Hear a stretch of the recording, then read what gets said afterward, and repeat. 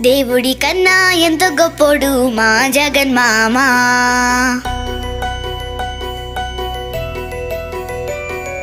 ఏ రక్త సంబంధం లేకున్నా మాకు అయ్యేమేనా మామా.